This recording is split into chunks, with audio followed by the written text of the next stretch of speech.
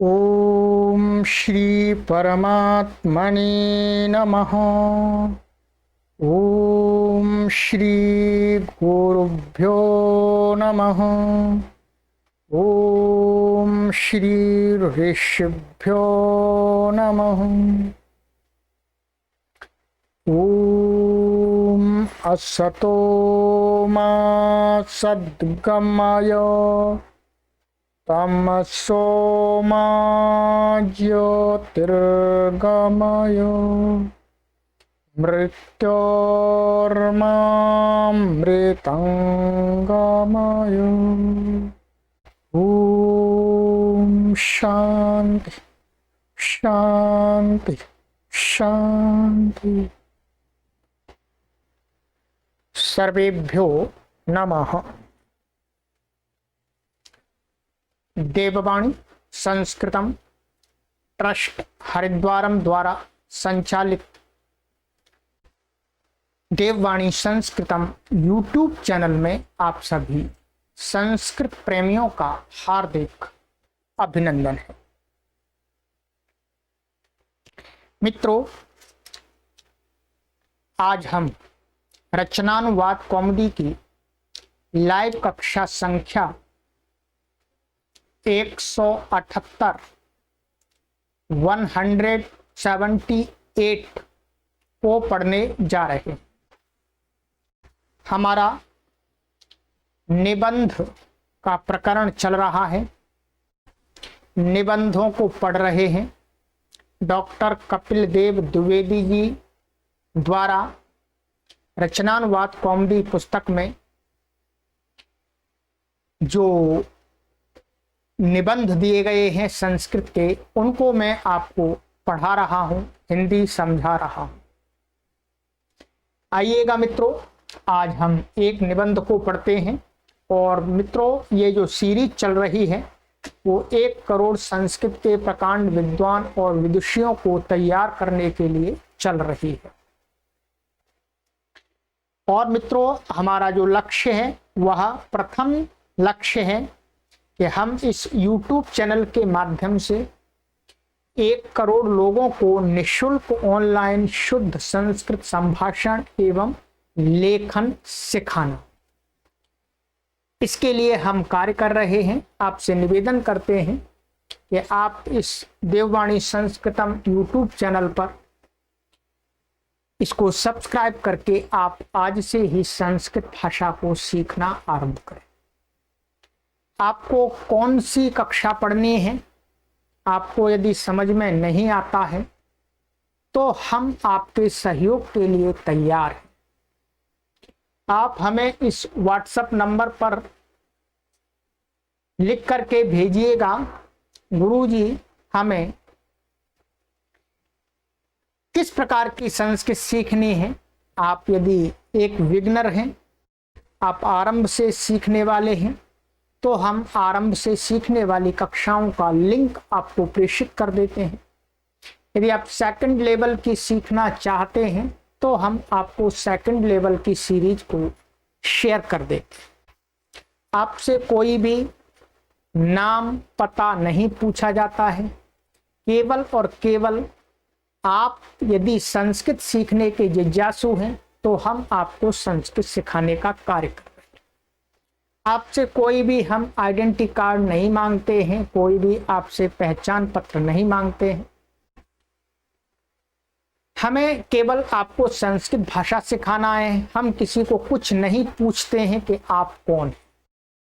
बस आपके अंदर यदि एक इच्छा है कि मुझे संस्कृत सीखनी है, वह इच्छा ही मेरे लिए पर्याप्त। तो इसलिए आप बेखटक होकर के निःशुल्क इन कक्षाओं को पढ़िएगा। हम बहुत ही परिश्रम से इस कार्य को कर रहे हैं, बहुत ही श्रद्धा और निष्ठा के साथ में संस्कृत भाषा को आपके परिवार तक पहुंचाने के लिए अभियान चला रहे। तो आइएगा मित्रों, मैं आपसे यही निवेदन करता हूं कि सबसे पहले तो आप प्रतिज्ञा करें, संकल्प लें कि मैं सामान्य संस्कृत का लिखना और संभाषण अवश्य सीखूंगा। संकल्प आपको अवश्य लेना होगा। और संकल्प आप किसके सामने लेंगे? मेरे सामने नहीं लेंगे। संकल्प आप अपने अंदर विराजमान उस परम सत्ता, परम ब्रह्म, परमेश्वर, निराकार को साक्षी मान करके, हे प्रभु मैं आज आपके सामने आपको साक्षी मान करके मैं संकल्प लेता हूं कि मैं देववाणी संस्कृतम यूट्यूब चैनल से देववाणी संस्कृत भाषा को सामान्य लिखना और संभाषण अवश्य सीखूंगा। इसके लिए मैं प्रतिदिन पुरुषार्थ करूंगा। हे प्रभु आप देख रहे हैं, आपसे निवेदन करता हूं, हे प्रभु आपसे प्रार्थना करता हूं, हे प्रभु आप मुझे इतना शक्ति और सामर्थ्य प्रदान करें कि मैं इस जन्म में ही संस्कृत भाषा को लिखना और संभाषण करना सीख जाऊं। ऐसी प्रार्थना, ऐसा संकल्प आपको प्रभु को साक्षी मान करके करना। और मित्रों फिर आप हमसे संपर्क कर लीजिएगा। ये व्हाट्सएप नंबर है, कॉल कम कीजिएगा। यदि व्हाट्सएप पर काम नहीं चलता है, आपके विषय को हम स्पष्ट नहीं कर पाते हैं, आपकी बात को क्लियर नहीं कर पाते हैं, फिर आप कॉल कर सकते हैं। परंतु सबसे पहले आप हमसे व्हाट्सएप पर जुड़िए, क्योंकि हम व्हाट्सएप पर आपको जल्दी से रिप्लाई करते हैं, जल्दी से आपको प्रत्युत्तर दे पाते हैं। चलिएगा मित्रों, और इसके साथ ही आप अपने बालकों को स्कूल में भेजते हैं, किसी भी प्रकार के इंग्लिश मीडियम, हिंदी मीडियम, जिस भी मीडियम में आप भेजते हैं भेजें, परंतु साथ साथ में उनको भी संस्कृत सीखने के लिए प्रेरित करते रहें। और हमने सबके लिए कोर्स बनाते हैं, तो अपने बालक और बालिकाओं को भी संस्कृत सिखाएं। और इसके साथ आप अपने आसपास के लोगों तक भी सूचना ले जाएं कि देववाणी संस्कृतम ट्रस्ट हरिद्वारम द्वारा संचालित यूट्यूब चैनल देववाणी संस्कृतम निःशुल्क संस्कृत भाषा को सिखाता है, उसको सीखें। चलिएगा मित्रों, ये मैंने आपके सामने कुछ निवेदन किया है, क्योंकि मैं जो कार्य कर रहा हूं उस कार्य को अधिक से अधिक लोग उसका लाभ ले सकें, तदर्थ ये आपको हम प्रेरणा देते रहते हैं, सूचना देते रहते हैं। चलिए, और देववाणी संस्कृतम ट्रस्ट हरिद्वारम के ये अन्य सोशल प्लेटफॉर्म्स हैं, इन पर भी आप जुड़े। चलिए,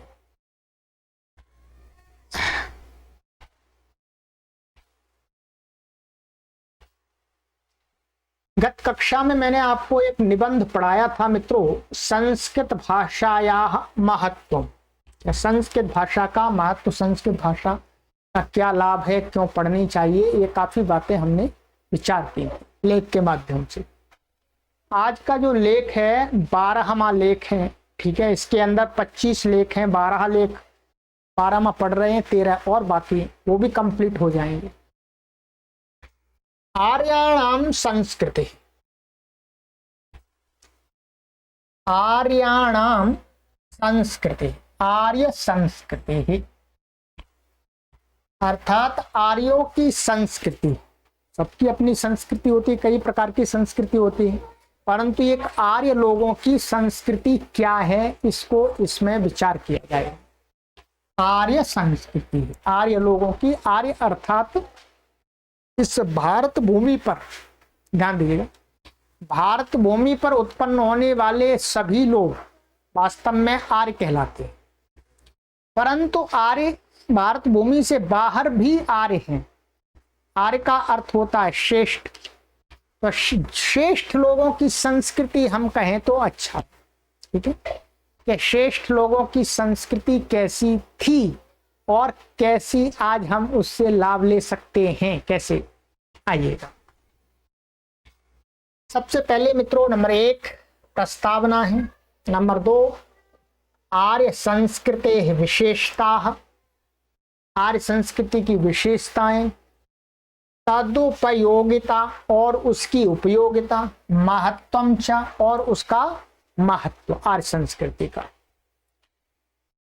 नंबर 3 में उपसंहार, पूर्व के समान होगा सब, जैसे सब निबंध में करते। चलिए आइएगा। बहुत मित्रों इसमें आपको जानकारी उपलब्ध होती है निबंधों के माध्यम से। कहते हैं संस्करणम परिष्करणम संस्कृति ही भावती। कहते हैं संस्करण, संस्करण माने संस्कार करना, परिष्कार करना माने अच्छा बनाना, दोषों से रहित संपन्न करना ही क्या होती है, संस्कृति होती, संस्कृति होती। संस्कृति का कार्य क्या होता है कि वो आत्माओं में पवित्रता का आधान करती है, लोगों को पवित्र बनाती है, दोषों से दूर हटाती है, बुराइयों से दूर हटाती है और अच्छाइयों को ग्रहण कराती है, वही संस्कृति कहलाती है। मनुष्य को अहिंसक बनाती है, दयालु बनाती है, कृपालु बनाती है, न्यायकारी बनाती है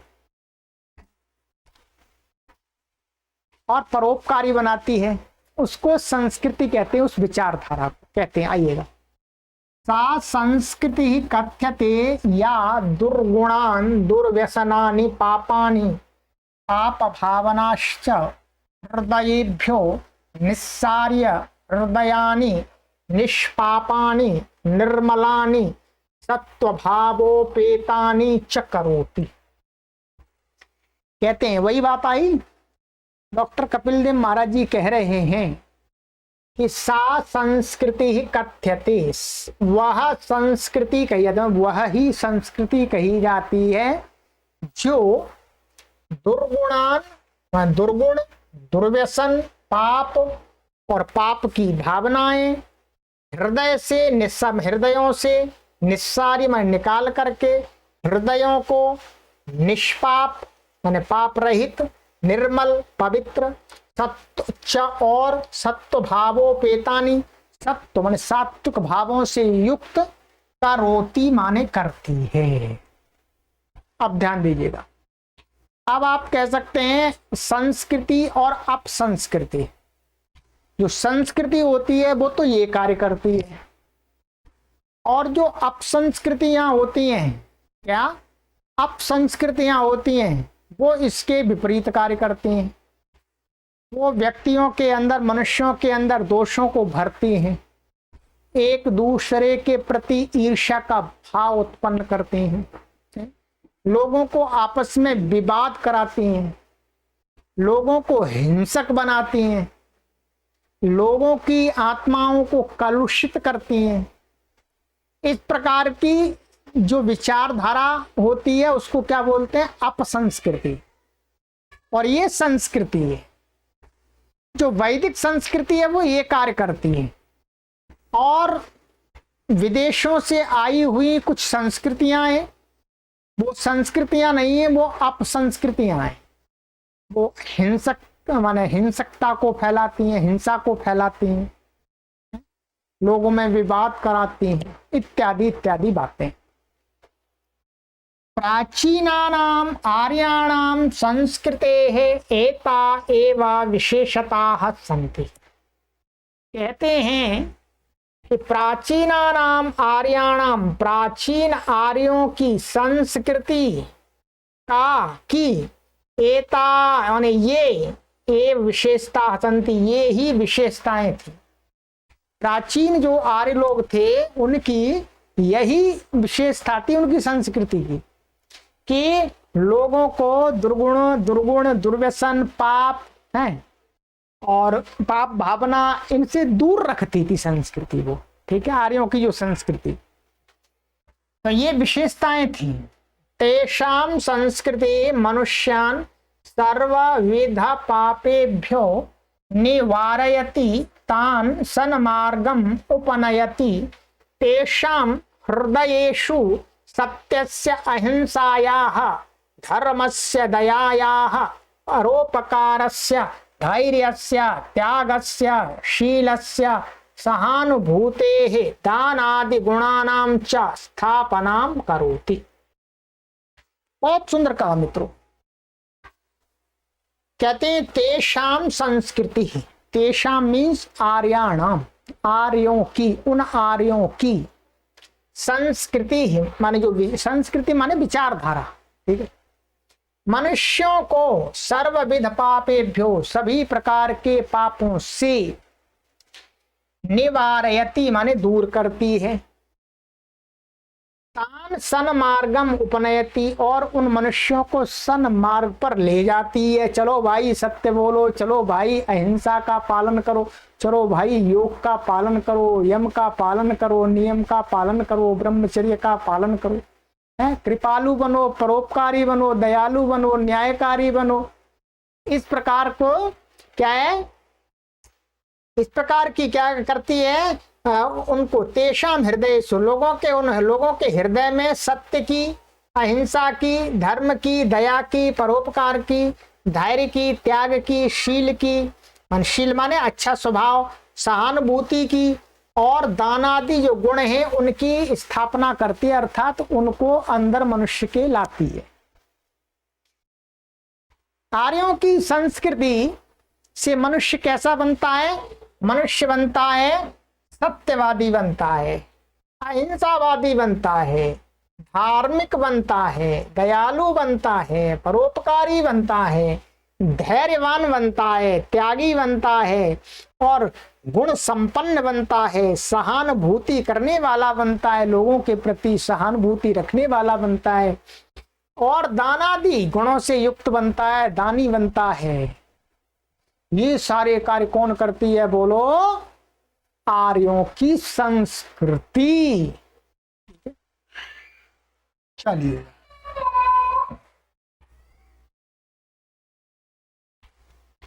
आर्य संस्कृते विशेष गुणा संक्षेपता एते संति। कहते हैं आर्य संस्कृति के विशेष गुण संक्षेपता माने संक्षेप से, यहाँ एते माने ये, संति माने ये है। आगे पॉइंट दे रहे हैं कि आर्य संस्कृति, आर्यों की संस्कृति के विशेष जो गुण हैं वो कौन कौन से हैं। देखिए, धर्म प्राधान्यम, नंबर 1 कौन सा है? धर्म प्राधान्यम माने ये संस्कृति धर्म प्रधान है, धर्म को प्रधान मान करके कार्य लोगों को कराती है, कराने के लिए प्रेरित करती है। कहते हैं यतोऽभ्युदया निश्रेयस सिद्धि स धर्मः इति लक्षणानुसारम यतो लौकिकं पारलौकिकं च कल्याणं भवति तदेव कर्म कर्तव्यम नान्यत्। कहते हैं यतोऽभ्युदय निश्रेयस सिद्धि, ये वैशेषिक दर्शन है, उसका ये एक सूत्र है कि जिन कारणों से मनुष्य की अभ्युदय माने यह लौकिक माने इस संसार की भौतिक उन्नति और निश्रेयस माने पारलौकिक उन्नति, ये दोनों प्रकार की उन्नतियां, दोनों प्रकार की सिद्धियां होती हैं। वस्तुतः वही धर्म जानना चाहिए। वे ही सारे कर्म धर्म कर्म हैं, अर्थात धर्म के कर्म हैं। उन कर्मों को करते हैं तो धर्म मिलता है। क्या? जब मनुष्य संसार में सुख सुविधा पूर्वक रहता हुआ निश्रेयस की मन उस मोक्ष की प्राप्ति करता है तो वो धर्म कर रहा है। इति इस लक्षण के अनुसार यथा जहां जिससे लोक लौकिकम पारलौकिकम च कल्याणम भवति, मान लौकिक माने यह लौकिक और पारलौकिक कल्याण माने कल्याण होता है, तदेव वह ही कर्म कर्तव्यम करना चाहिए, ना अन्य दूसरा कर्म नहीं करना चाहिए। ऐसा कर्म नहीं करना चाहिए कि इस संसार में ही धनवान बन जाए, गाड़ी घोड़े आ जाए, परंतु हम परमात्मा को भूल जाए, मोक्ष को भूल जाए, परलोक की जो यात्रा है, जन्म के बाद क्या होना है उसकी चिंता को भूल जाए। ऐसा नहीं करना। आपके पास में गाड़ी भी हो जाए, घोड़ा भी हो जाए, बंगला भी हो जाए, नौकर चाकर भी हो जाए, परंतु आप उस अपने मनुष्य जीवन का जो मुख्य लक्ष्य है मोक्ष प्राप्ति, ईश्वर प्राप्ति, आनंद की प्राप्ति, उसको हमेशा स्मरण रखें और उसके लिए भी कार्य करते रहें। ये क्या है? ये धर्म का कार्य है। ऐसे लोग ही वास्तव में सच्चे धार्मिक कहलाते हैं। ये कपड़े उतार देने से कोई धार्मिक नहीं बन जाता, ये ध्यान रखेंगे। ये बहुत मैं कटु बात कह सकता हूं, आपको लग सकती है, पर लगने दीजिए, सही बात कहनी चाहिए। जब तक गुरु शिक्षक सही बात आपको नहीं बताएगा तो समाज में क्या होता है, अंधविश्वास और पाखंड फैलने लगते हैं। और उस अंधविश्वास और पाखंड से क्या होता है, जनता को कष्ट होता है, जन सामान्य को बहुत कष्ट होता है, दुख होता है, दुख झेलने पड़ते हैं। तो क्या है, जो धर्म है वो कर्म से संबंधित है, वो वेशभूषा से संबंधित नहीं है। वेशभूषा आपकी हो तो अच्छी बात है, आप कुर्ता पहनते हैं, धोती पहनते हैं, चोटी लगाते हैं, तिलक लगाते हैं, अच्छी बात है, परंतु ये वास्तविक ऐसा करने से आप धर्म कर रहे हैं ऐसा नहीं है। धर्म करने के लिए आपको क्या करना पड़ेगा, आपको कर्म करना पड़ेगा। कैसा कर्म करना पड़ेगा, जिससे आपकी दोनों प्रकार की उन्नति होती है। ठीक है, धर्म एवं मनुष्येषु पशुभ्यो विशेषोस्ति इति तेषां मतम। कहते हैं धर्म ही मनुष्यों में पशुओं से विशेष है, अर्थात मनुष्य और पशुओं में यदि हम भेद करें तो क्या है, धर्म ही मनुष्यों को पशुओं से अलग करता है।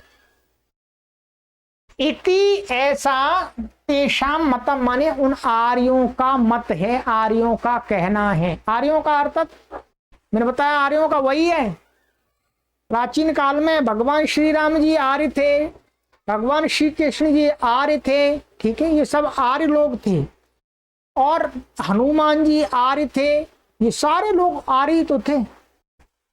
तो आर्य अर्थात श्रेष्ठ लोग, और श्रेष्ठ लोगों का ऐसा मत है। ठीक है, ये तो एक बात हो गई। दूसरा इसमें जो गुण है वर्ण व्यवस्था। वर्ण व्यवस्था है कि समाज में सभी प्रकार के मनुष्य होते हैं। ठीक है, भिन्न भिन्न प्रवृत्तियों को, भिन्न भिन्न विषयों को जानने वाले। तो यहां पर जो वर्ण व्यवस्था वास्तव में जो वैदिक वर्ण व्यवस्था है, सत्य सनातनी जो वर्ण व्यवस्था है वो कैसी है, कर्मणा।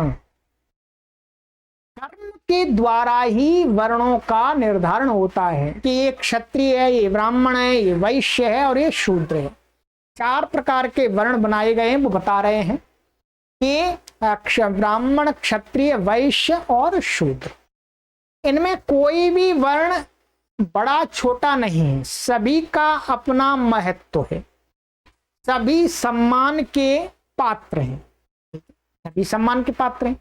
जैसे एक इंजीनियर होता है वो अपना कार्य करता है, एक डॉक्टर होता है, ठीक है, वो अपना कार्य करता है, दोनों को सम्मान मिलता है। ठीक है, और जो इंजीनियर होकर के यदि निकम्मा है, ठीक से कार्य नहीं करता है, तो उसको असम्मान मिलता है।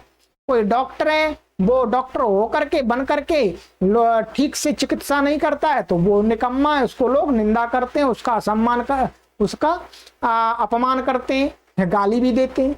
ठीक है, तो कर्म के अनुसार ही वास्तव में ये व्यवस्था बनाई गई है। ठीक है, जब कोई व्यक्ति जिस काम को हाथ में लेकर के ठीक से ना करे तो उससे क्या है, वो काम छीन लिया जाता है, उससे वो अधिकार ले लिया जाता है। देखिए, किसी कंपनी में कोई व्यक्ति जॉब करता है, किसी को कोई कार्य सौंपा, वो ठीक से नहीं कर रहा, तो कंपनी क्या करेगी, कंपनी उससे वो अधिकार छीन लेगी, भाई हटो, हम दूसरे को रखेंगे, दूसरे को ये पद देंगे। यही तो वास्तव में न्याय है और होना भी चाहिए। यदि कोई कंपनी या कोई भी संस्थान किसी को कार्य सौंप दे कि भाई दे दिया आप करो, और वो नहीं करे तो भी उसको ही सौंप के रखे, भाई आप ही हैं, अब आपको बैठा दिया, अब आपको हटाएंगे नहीं, अब आपको ही दे दिया, चाहे करो चाहे मत करो, तो ऐसा संस्थान और ऐसी कंपनी कहाँ चली जाएगी, रसातल में चली जाएगी, नीचे पाताल में चली जाएगी, अर्थात नष्ट हो जाएगी। तो ठीक इसी प्रकार से वर्ण व्यवस्था है, आपको जो कार्य दिया आप उसको ठीक प्रकार से करते रहिएगा तो आप उस वर्ण में बने रहेंगे, आपको अधिकार मिला रहेगा। आप उसको कार्य को नहीं करेंगे तो आपसे अधिकार छीन करके आप किसी दूसरे को दे दिया जाएगा जी। ठीक है, ये सत्य सनातन वैदिक संस्कृति की विशेषता है। ये तर्क आप अपने मन में लगाइएगा। ठीक है, मैं आपको थोड़ा सा सहयोग कर रहा हूं चीज को समझने के लिए। अब देखिएगा,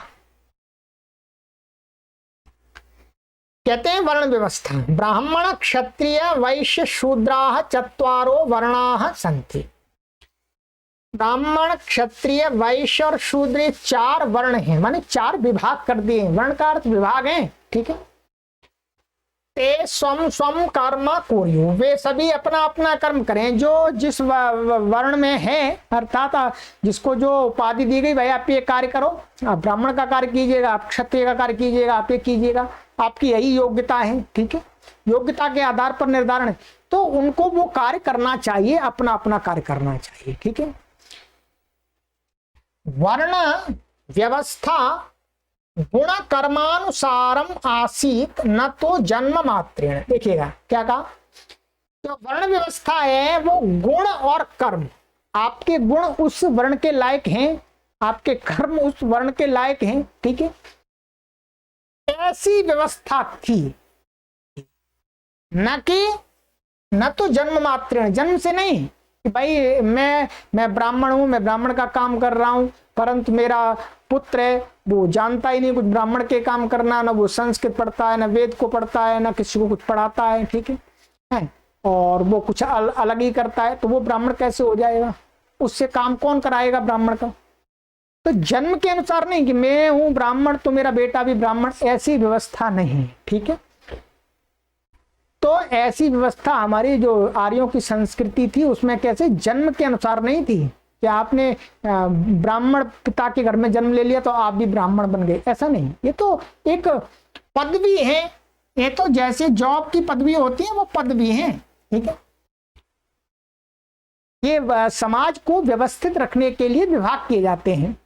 यहाँ पर ये नाम दिया है आर्यों ने, और भिन्न देशों में, दूसरे देशों में अलग नाम दे दिया जाता है। जो कार्य करने के लिए, समाज को चलाने के लिए हमें इस प्रकार की कैटेगरी बनानी पड़ते हैं। परंतु कैटेगरी बनाने का मतलब ये नहीं होता कि एक कैटेगरी दूसरी कैटेगरी से छोटी है, ऐसा नहीं है। सभी समान है, सबका महत्व तो अपने आप में, ठीक है। चलिएगा, तो हमेशा ध्यान रखेंगे जो वर्ण व्यवस्था है जो आर्यों की संस्कृति की, वो किससे है? गुण और कर्म के अनुसार है, जन्म मात्र से नहीं है। हाँ, जन्म आपका यदि ब्राह्मण पिता के घर में हुआ, फिर आप भी वैसा ही कर्म करते हैं तो आप भी ब्राह्मण बन जाएंगे। आपका जन्म क्षत्रिय पिता के यहाँ पर हुआ है तो आप क्षत्रिय का काम करते हैं तो आप क्षत्रिय बन जाएंगे, उसमें कोई परेशानी नहीं है। तो आपके कर्म के अनुसार, आपके गुण के अनुसार आप क्षत्रिय और ब्राह्मण या वैश्य या शूद्र बन रहे हैं। नंबर 3,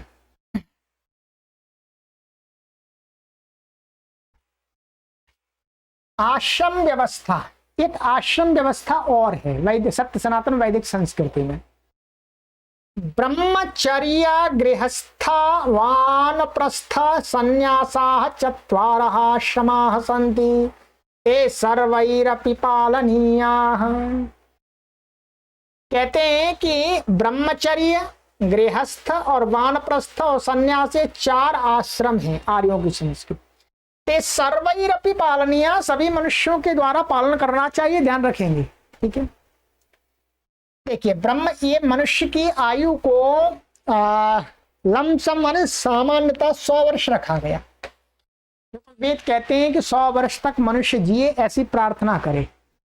वेद के अंदर कहीं पर भी ऐसा नहीं कहा गया कि भाई आप 200 साल की प्रार्थना, आप थोड़े तो 100 साल से अधिक जी लीजिएगा। जो प्रार्थना की गई है, जीवेम शरदः शतम, हे प्रभु हम 100 साल तक जिए, 100 साल की प्रार्थना की गई है। तो इसलिए 100 वर्ष का ही यहाँ पर जीवन रखा गया है, ठीक है। लोग बहुत कहते हैं कि प्राचीन काल में हजार साल जीते थे, ये झूठ है। उन लोगों ने ठीक प्रकार से शास्त्रों का अध्ययन नहीं किया वैदिक संस्कृति के ग्रंथों का अध्ययन नहीं किया है, वेदों का अध्ययन नहीं किया है। यदि वेदों का अध्ययन करते तो वो इस बात को नहीं बोलते कि प्राचीन काल में हजार साल के लोग होते थे, 500 साल के होते, ऐसा नहीं है। यही आयु होती थी, लगभग 100 के आसपास आयु होती है, 100 से कुछ कम अथवा 100 से थोड़ी ज्यादा। 1000 वर्ष आयु नहीं होती मनुष्य की, और ना ऐसा किसी शास्त्र के अंदर वर्णन है, ठीक है। हाँ, पाखंड हो सकता, अंधविश्वास हो सकता, लोगों में गलत संदेश फैला दिया गया है, वो अलग बात है। पर कोई ऐसा ग्रंथ नहीं कहता, कोई वेद आदि, उपनिषद आदि ये बात नहीं बताते हैं कि भाई हजार साल पहले जीते थे, ऐसा नहीं है। लगभग 100 वर्ष के आसपास ही जीते थे।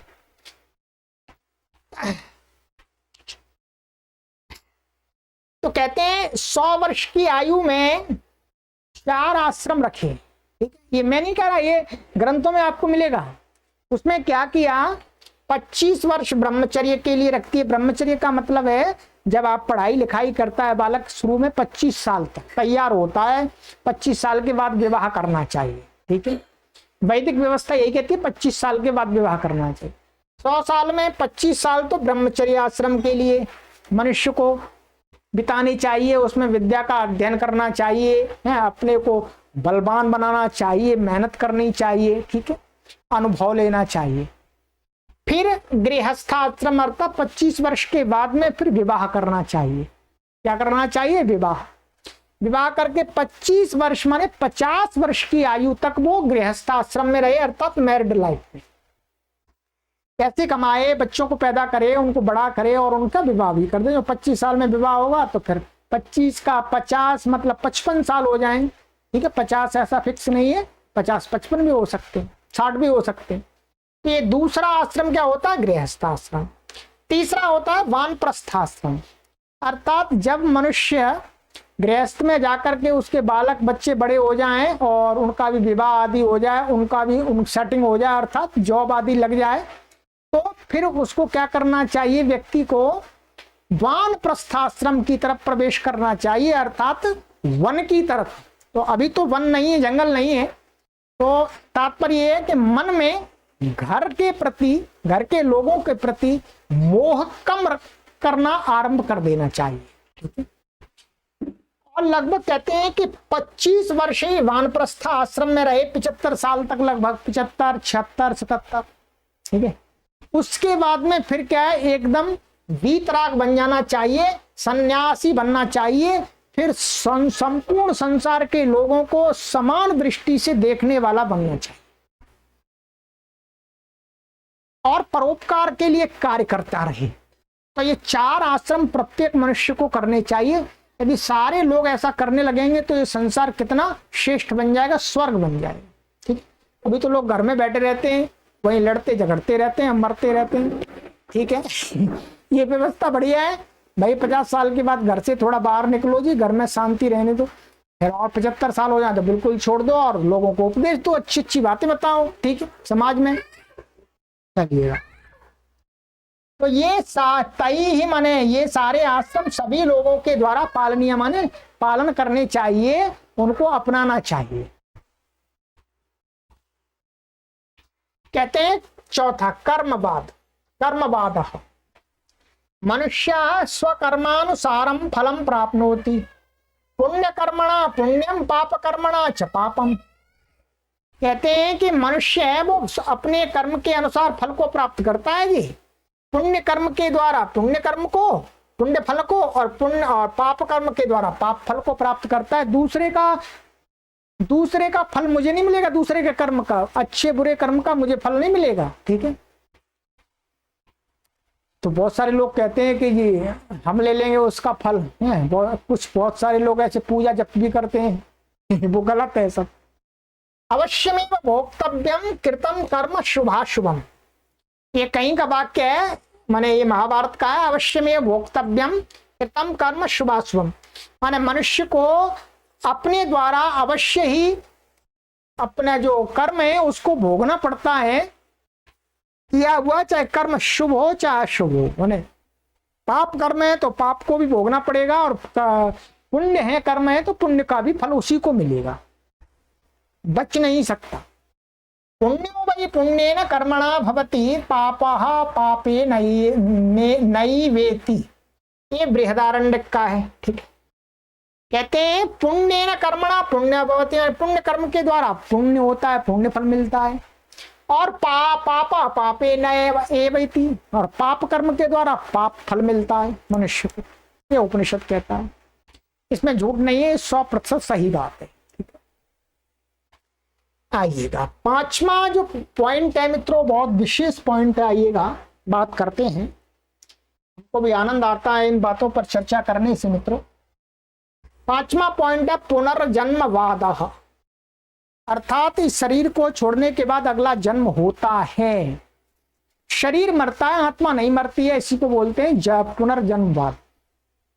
मनुष्यस्य कर्मानुसारम पुनर्जन्म भवति, मनुष्य का उसके कर्म के अनुसार अगला जन्म होता है। उक्तम च गीतायाम, और गीता में भी कहा गया है, उक्तम जातस्य हि ध्रुवो मृत्योः ध्रुवम जन्मामृतस्य च। कहा है भगवान श्री कृष्ण जी ने अर्जुन को कहा, भाई अर्जुन सुनो, जातस्य ध्रुवो मृत्यु, जो उत्पन्न हुआ है उसकी मृत्यु निश्चित है, शरीर उत्पन्न हुआ है उसकी मृत्यु निश्चित है। और ध्रुवम जन्मामृतस्य च, और जो शरीर मर गया है अर्थात आत्मा ने इस शरीर को छोड़ दिया है, तो फिर आत्मा का आगे दूसरे शरीर के साथ संबंध होना भी जरूरी है, निश्चित है, ये है यहाँ पर। ठीक है, माने यहाँ पर मृत्यु का अर्थ है शरीर ने एक शरीर, आत्मा ने एक शरीर को छोड़ा तो उसे दूसरे शरीर के साथ जुड़ना है, ये सिद्धांत है। छठवां पॉइंट है मित्रों कि मोक्ष, मनुष्यो ज्ञानाग्निना सर्वकर्माणि प्रदह्य मोक्षम लभते। ये सिद्धांत है आर्यों की संस्कृति का कि मनुष्य ज्ञान रूपी अग्नि के द्वारा सारे कर्मों को नष्ट करके, क्या है प्रदह्य माने एकदम दग्ध बीज करके, मोक्षम लभते, मोक्ष की प्राप्ति करता है। मोक्ष प्राप्त जीवस्य पुनरावृत्ति न भवति, कहते हैं मोक्ष प्राप्ति के बाद फिर जीव की पुनरावृत्ति नहीं होती है, वहीं पर आनंद में रहता है, प्रभु के पास में, प्रभु की शरण में, माने ईश्वर की शरण में वहीं रहता है। इसलिए मोक्ष प्राप्ति करनी चाहिए। हाँ, दुख नहीं होता, आनंद ही आनंद होता है। मोक्ष एवं परमः पुरुषार्थ, मोक्ष प्राप्त करना ही क्या है मनुष्य के जीवन का परम पुरुषार्थ है, सबसे बड़ा पुरुषार्थ। सातवां, श्रुति नाम प्रामाण्यम, श्रुतियों का प्रामाण्य, श्रुति माने वेद, वेदों की बातों को प्रमाण मानना। वेदाः परम प्रमाण भूताः सन्ति, वेद क्या है परम प्रमाण भूत ग्रंथ है, माने सबसे ऊंचे प्रमाण है, उनके आगे कोई दूसरा प्रमाण नहीं चलता है। वेद ने जो बात कह दी उसको हमें शिरोधार्य है, उसको आप काट नहीं सकते। ठीक है,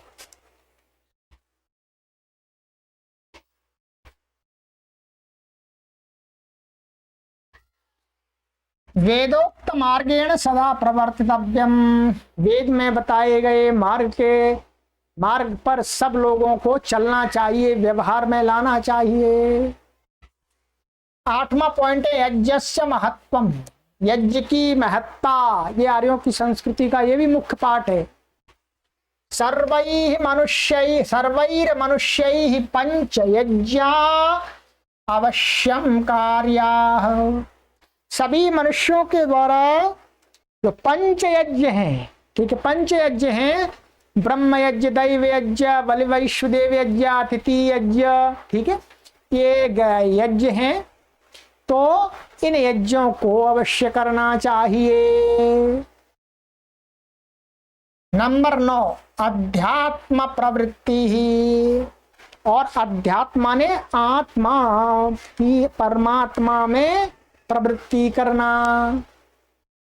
भौतिकवादम त्यक्त्वा अध्यात्मे प्रवृत्ति ही कार्या, भौतिकवाद को छोड़ करके अध्यात्म में प्रवृत्ति करनी चाहिए सब लोगों को, वहीं पर शांति है वास्तव में। तो 10वां पॉइंट मित्रों, त्यागः, जनः संसारे विषयेषु असक्तो भूत्वा कर्म कुर्यात्, माने मनुष्य को संसार में विषयों में असक्ता माने आसक्त न होकर के, निरासक्त होकर के कर्म करना चाहिए। यथा च गीतायाम निष्काम कर्म योगः प्रतिपादितः, और जिस प्रकार से गीता में निष्काम कर्म योग बताया गया है, गीता में निष्काम कर्म योग की बात कही है, अर्थात मनुष्य को सुख शांति के लिए कैसा कर्म करना चाहिए? निष्काम, फल की इच्छा को त्याग करके कर्म करना चाहिए। उक्तम च वेदे पितेन त्यक्तेन भुंजीथा मा गृधा कस्य सिद्धनम। और उक्तम माने कहा गया है, वेद में भी कहा गया, ये यजुर्वेद का मंत्र है। क्या कहा है? तेन त्यक्तेन भुंजीथा मा गृधा कस्य सिद्धनम, कि हे मनुष्य, तुझे उस त्याग भाव के साथ में संसार के भोगों का भोग करना चाहिए, उपयोग करना चाहिए। मां गृधा कस्य धनम, किसी के धन को छीनने का लालच नहीं करना चाहिए, क्योंकि ये किसका धन है? ये तो परमात्मा का धन है, ये किसी मनुष्य का धन नहीं है। इसका स्वामी, परम स्वामी कौन है? वह परम सत्ता धारक ब्रह्म है। नंबर 11, तपोमयम जीवनम, माने तपोमय, निठल्ला निकम्मा नहीं, तपोमय, तपस्या पूर्वक जिया हुआ जीवन। मनुष्याणाम जीवनम तपोमयम स्यात् न तो भोग प्रधानम। कहते हैं मनुष्यों का जीवन तपोमय होना चाहिए, तप से युक्त होना चाहिए। सुबह सुबह जल्दी उठना चाहिए, व्यायाम करना चाहिए, मेहनत करनी चाहिए, पढ़ाना चाहिए, अच्छी बातों का प्रचार करना चाहिए। ऐसा नहीं जी ऐसे सो रहे हैं 10-12 बजे तक, ठीक है, हाँ, और फिर दिन में थोड़ा सा पूजा पाठ कर लिया, फिर अपने लग गए घूमने में। ऐसा नहीं, तप करना चाहिए, परिश्रम करना चाहिए, अपने जीवन को परिश्रम से युक्त बनाना चाहिए। न तो भोग प्रधान, भोगों में लिप्त नहीं होना चाहिए, क्योंकि भोगों की कोई सीमा नहीं।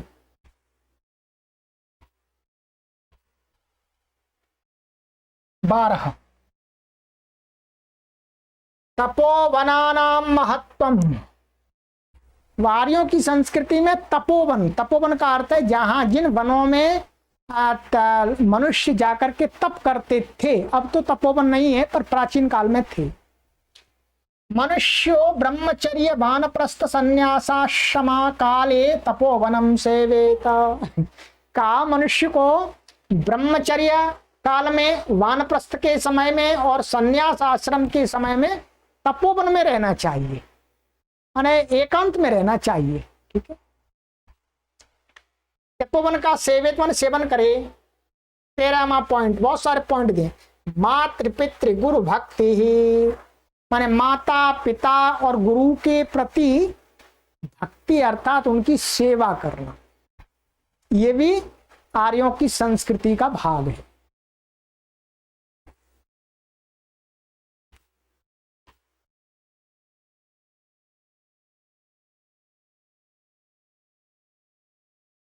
मातृदेवो भव पितृदेवो भव आचार्य देवो भव इति।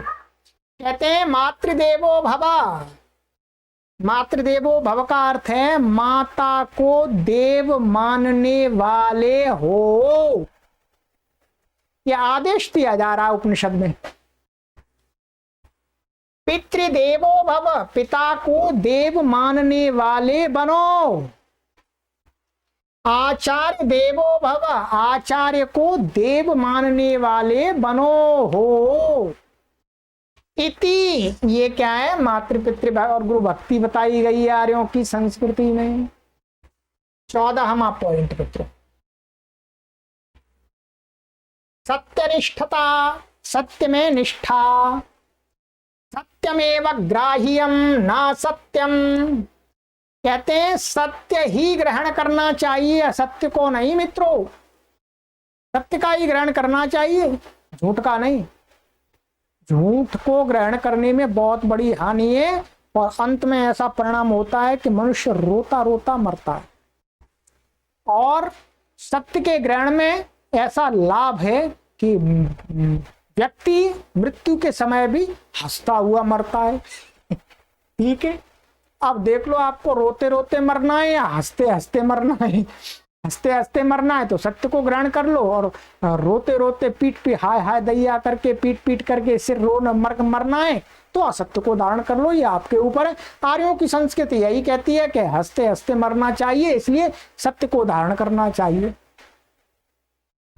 सत्यमेव जयते नानृतम इति, ये वचन है उपनिषद का कि सत्य ही जीतता है, नानृतम माने झूठ की जय नहीं होती। ये वास्तविक बात तो सही है बिल्कुल कि सत्य ही अंत में जीतता है। लोगों को बीच काल में, थोड़े बीच में, मध्य काल में ऐसा लगता है अरे असत्य जीत रहा है। अंततः सत्य ही जीतता है। हाँ, बीच बीच में असत्य उठता रहता है, सत्य को थोड़ा सा दबाता रहता है, परंतु अंत में असत्य दब जाता है, सत्य ऊपर आ जाता है। ये एक सिद्धांत है, ये सिद्धांत है मित्र। कितना भी दबाइएगा किसी बात को, वो अंत तक खुल ही जाती है। नंबर 15, अहिंसा पालनम, अहिंसा का पालन करना। अहिंसा परमो धर्मः इति, कहते हैं अहिंसा परमो धर्मः माने संसार में सबसे श्रेष्ठ धर्म है कोई तो वो कौन है? अहिंसा का पालन करना। अहिंसा का पालन करना का अर्थ है हिंसा न करना। एतस्मात् स्पष्टमेतदस्ति यदार्य संस्कृत्यैव विश्वस्य कल्याणं भवितुम् अर्हति। अब ये इसका उपसंहार कर दिया। एतस्मात् स्पष्टम एतदस्ति माने इससे सबसे ये स्पष्ट होता है, क्लियर होता है। यत माने कि आर्य संस्कृति के द्वारा ही विश्व का कल्याण हो सकता है और किसी दूसरी संस्कृतियों के द्वारा विश्व का कल्याण नहीं हो सकता। परंतु आर्यों की संस्कृति को ठीक प्रकार से आपको ऐसे समझना होगा। यदि उस आर्यों की संस्कृति में आपने भ्रम पैदा कर लिया फिर कल्याण नहीं होने वाला, ये ध्यान रखेंगे। और इस आर्यों की संस्कृति को जीवन में उतारना होगा, केवल मुंह से बोल देने से कल्याण नहीं होने वाला, ये भी ध्यान रखेंगे। चलिए, तो ये मित्रों मैंने निबंध आपको पढ़ाया है, काफी लंबा हुआ है क्योंकि बातें काफी बड़ी थी, विषय काफी विशेष थे। तो आर्यों की संस्कृति के इन्होंने इसमें 15 पॉइंट गिनाए हैं। ठीक है, क्या क्या है एक बार रिपीट कर देता हूं। धर्म प्राधान्यम है, वर्ण व्यवस्था है जन्म कर्म मात्र से, आश्रम व्यवस्था है, कर्मवाद है, पुनर्जन्मवाद है, मोक्ष है, श्रुतियों का प्रामाण्य, वेदों का प्रामाण्य है, यज्ञ की महत्ता है, अध्यात्म प्रवृत्ति है, त्याग है, तपोमय जीवन है। ठीक है, तपोवनानां महत्वम, तपोवनों का महत्व है, मातृ पितृ गुरु भक्ति और सत्यनिष्ठता, अहिंसा पालनम, ये 15 पॉइंट है। बहुत आपको सामग्री मिली है इस लेख से, नई नई चीजों पर विचार करने के लिए आपको अवसर मिला है। ये निबंध केवल कक्षा ही नहीं है, बहुत उपयोगी निबंध है। चलिए आगे की कक्षा में पढ़ेंगे गीताया उपदेशामृतम, गीता का अमृत रूपी उपदेश। चलिएगा मित्रों, आपको अच्छा लगा हो तो लाइक कीजिएगा, शेयर कीजिएगा अपने मित्रों के साथ और संस्कृत के इस महान अभियान में जुड़ जाइएगा। सैकड़ों लोगों को जोड़ते रहिएगा। प्रतिदिन हम पढ़ा रहे हैं निरंतर, आप पढ़ते रहिएगा, दूसरों को पढ़ाते रहिएगा। सर्वेभ्यो नमः।